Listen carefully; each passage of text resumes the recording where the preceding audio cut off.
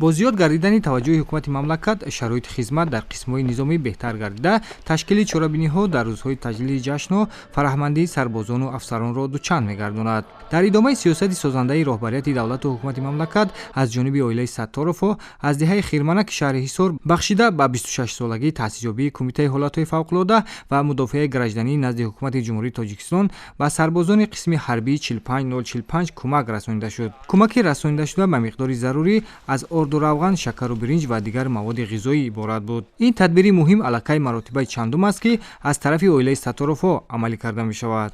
در جمهوری تاجیکستان یک قطار جوانمردایی هستند که برای خلق ملت و وطن صادقانه خدمت میکنند. امروزها از اویلای ستارов از دهه خیرمنک شهر حصار یک شخص هنی برآمد و سخاوتپیشه برای حیات شخصی قسم حربی 45045 کمیته حالات فوق‌العاده و مدافع گراجدانی خدمت خود را دریغ نداشته به مانند آرد، شکر، روغن، برنج، میوگی پولزی به مانند تربوز، خربوز به قسم حربی وارد کردند که امروزها به همه زحمت‌های پرمشقت خود نگاه نکرده در برابر خلق و ملت خود صادقانه خدمت کرده ایستادند.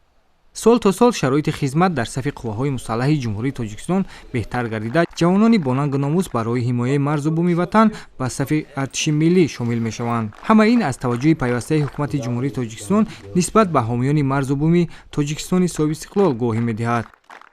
با جوانان جمهوری تاجیکستان گفتنی آن را دارم که بگذار بیایند با صف قوای مسلح خدمت نمایند، چون که امروزها شرط و شرایط با ما فراهم آورده است که ما بهترین خدمتچی این وطن باشیم.